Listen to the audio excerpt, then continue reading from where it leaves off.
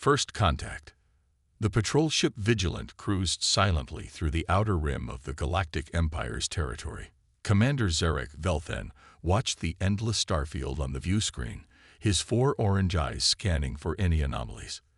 The Empire had ruled unchallenged for 10 millennia, its borders secure, its technology unmatched. "Commander," Lieutenant Kara called from her station, her antenna twitching with excitement. "I'm picking up strange energy readings. Something's approaching our border." Zarek straightened in his command chair. On screen, the holographic display flickered, showing a portion of empty space. At first, nothing seemed amiss. Then, the sensors began painting a picture that made no sense. "That's impossible," Kara whispered. "The readings show a ship, but it's not registering on any of our identification systems. No transponder, no known design patterns, nothing." As the mysterious vessel approached, its outline became visible to the naked eye. It was sleek, angular, with a design that seemed to defy conventional engineering principles. The hull appeared to shift and change color, adapting to the starlight around it. "Hail them," Zarek ordered, feeling an unfamiliar sensation of unease. Kara worked her controls. No response on standard frequencies. Trying all known communication protocols. Nothing. The unidentified ship continued its approach, moving with a grace that seemed to mock the laws of physics. It accelerated and decelerated without any visible propulsion systems, turning at angles that should have torn any vessel apart. "Alert command," Zarek said, his voice tight. "Code yellow. We have an unregistered vessel breaching Imperial space." Hours later, the situation had escalated. The mysterious ship had come to a complete stop exactly at the Empire's border, as if it knew precisely where the boundaries lay. A flotilla of Imperial vessels now surrounded it, weapons powered but not aimed, waiting for instructions. In the Grand Chamber of the Imperial Council, holographic representations of the Empire's highest-ranking officials flickered into existence. Emperor Thrawn sat at the head of the curved table, his ancient face creased with concern. "This vessel appears to possess technology we cannot comprehend," Admiral Vex reported. "Our scans bounce off its hull. Our sensors can't penetrate its interior. It's as if the ship exists and doesn't exist simultaneously." "Have there been any attempts at communication?" the Emperor asked. "None that we can detect, Your Excellency. However," the Admiral hesitated, "the ship seems to be waiting. It hasn't made any aggressive moves. Perhaps," Science Minister Drall suggested, "we should attempt a more direct approach. Send a boarding party." The Emperor considered this. "Very well. But proceed with extreme caution. We don't know what we're dealing with." Back at the border, Commander Zarek received his orders. He selected his best team, warriors who had faced countless threats throughout the Empire's vast territories. As their shuttle approached the mysterious vessel, a section of its hull simply opened, not like a door or hatch, but as if the metal itself had become liquid. "Incredible," breathed Lieutenant Kara, who had insisted on joining the boarding party. "The molecular structure is actually rearranging itself." They entered cautiously, weapons at the ready. The interior was unlike anything they'd ever seen. Corridors seemed to shift and change as they walked. Walls glowed with soft light that had no apparent source, and the air carried a scent they couldn't identify, something between ozone and fresh rain. Then they heard it. Footsteps. Not the mechanical march of robots or the skittering of alien creatures, but the steady, purposeful stride of bipedal beings. Around the corner came 3 figures. They were smaller than most Imperial citizens, with smooth skin in various shades of brown and beige, patches of hair on their heads, and, most startling of all, only 2 eyes. "Greetings," the lead figure said in perfect Imperial standard. "We are humans. We've been waiting for you." Zarek lowered his weapon slightly. "You speak our language." The human smiled. "We've been observing your empire for quite some time. We thought it was time to introduce ourselves properly." "Why now?" Kara asked, her scientific curiosity overriding her caution. Because another human stepped forward, this one with different features, but the same confident bearing. We've detected something coming.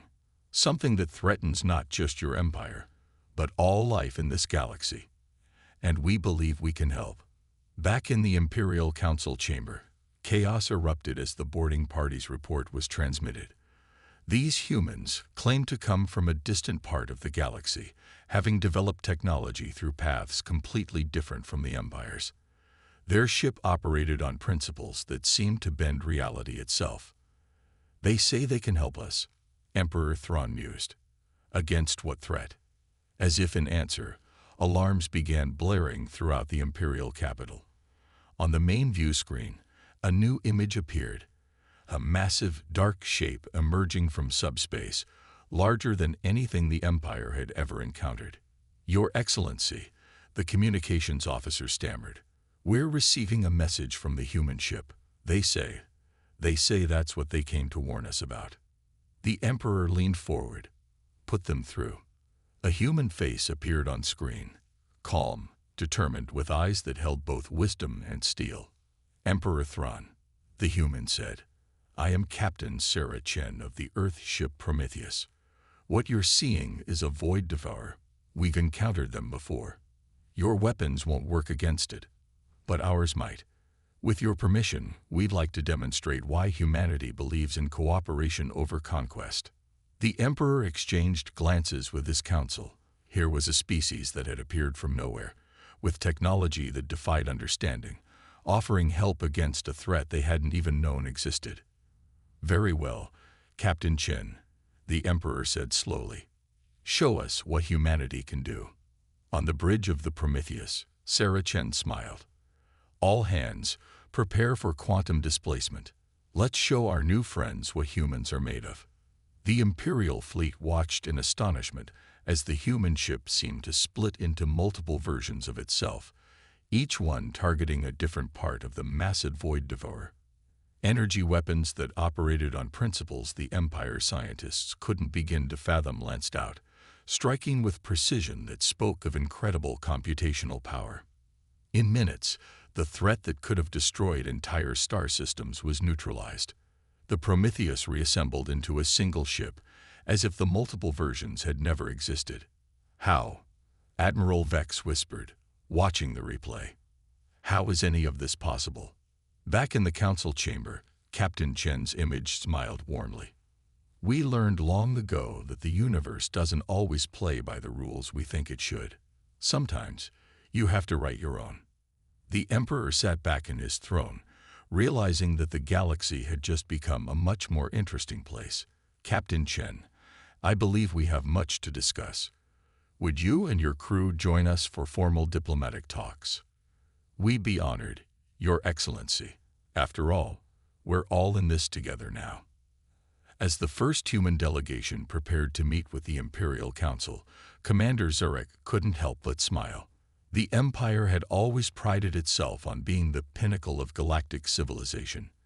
Now, it seemed, they were about to learn that sometimes the greatest strength comes from admitting you don't know everything, and being willing to learn from those who approach problems differently.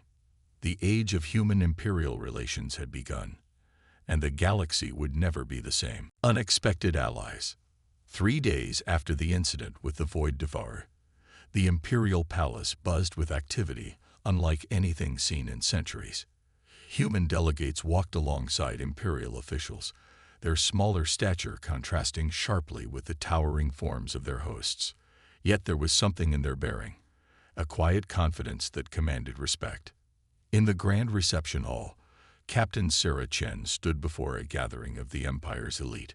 Beside her were Dr. James Reeves, the Prometheus's chief scientist, and Ambassador Maria Santos, Earth's first representative to alien civilizations. The Void Devourers, Sarah explained, activating a holographic display, are ancient entities that feed on the fundamental forces of the universe. We first encountered them near the Andromeda Galaxy. Our conventional weapons were useless. The hologram showed a battle that defied comprehension. Human ships phasing in and out of reality, weapons that seemed to rewrite the laws of physics, and tactics that turned disadvantages into strengths. Emperor Thrawn leaned forward. How did your species develop such technology? Our empire has existed for 10,000 years, yet we've never conceived of such things. Dr. Reeves smiled. Necessity, Your Excellency. Humans evolved on a planet that constantly tried to kill us. Predators, diseases, natural disasters. We had to adapt or die. That pressure forced us to think differently, to question everything, to imagine the impossible, and then make it real. But more than that, Ambassador Santos added, we learned to cooperate, to combine different perspectives and approaches. Our greatest achievements came not from uniformity, but from diversity. Science Minister Drell's eyes widened. Your ship, it operates on quantum uncertainty principles. Among other things, Reeves nodded. We discovered that reality is far more flexible than most species assume. What you call impossible, we call a challenge. As the discussions continued, a rapport began to develop. The Imperials were fascinated by human adaptability and creativity, while the humans admired the Empire's stability and organizational prowess. But it was during a crisis that the true potential of their alliance revealed itself. Alarms blared throughout the palace. Admiral Vex rushed in, his face pale. Your Excellency, we have a situation. The Kelvar system, our primary energy production facility, has gone critical. The antimatter containment fields are failing. If they collapse, the explosion would create a chain reaction destroying dozens of systems. Science Minister Drell finished grimly. The Emperor turned to the humans. Can you help? Sarah exchanged glances with her team. How long do we have? 2 hours, maybe less, Vex replied. That's not enough time to evacuate, Sarah mused. Then her eyes lit up. But it might be enough time to try something crazy. Dr. Reeves. The scientist was already working on his portable quantum computer. I need access to your containment field specifications. Within minutes, a plan emerged that left the Imperials speechless. The humans proposed using their quantum displacement technology not to move the antimatter, but to create a temporal bubble around it, essentially freezing the failing containment fields in time. That's impossible, Drell sputtered. So was defeating a void devourer, Sarah grinned. Trust us. The Emperor made his decision. Do it. What followed was a masterclass in human ingenuity and Imperial efficiency working in harmony. The Prometheus, linked with Imperial command systems, began generating a temporal field of unprecedented scale. Human creativity provided the solution, while Imperial infrastructure provided the power. 2 hours later, the crisis was averted.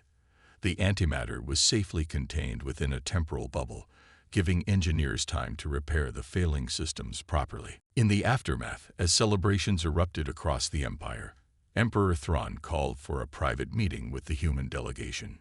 You've saved billions of lives today, he said. The Empire owes you a debt.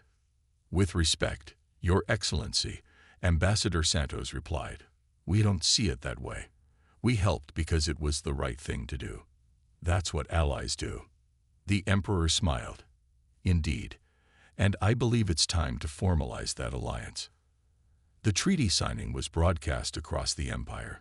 Humans and Imperials working together for mutual benefit and protection.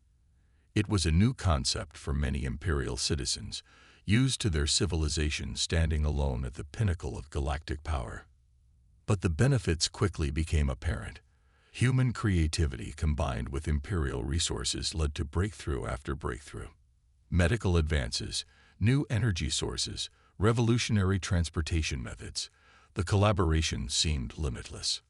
6 months later, at the first joint human Imperial research facility, Sarah Chen and Commander Zarek watched as scientists from both species worked side by side.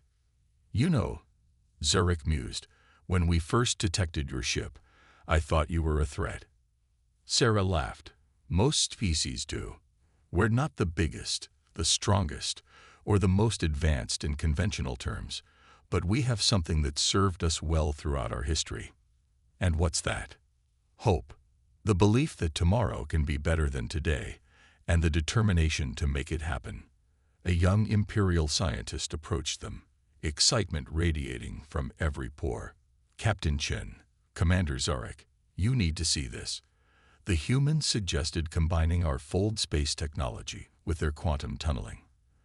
The results are incredible. As they followed the scientist, Sarah and Zarek shared a smile. The galaxy was changing, evolving, growing. The Empire was learning that sometimes the greatest strength wasn't in standing alone, but in standing together. The first joint exploration fleet was already being planned, combining human adaptability with Imperial might. Out there, in the vast unknown, new challenges awaited. Void Devourers were just the beginning. But now, the galaxy faced those challenges not as separate civilizations, but as allies. The age of isolation was over. The age of cooperation had begun.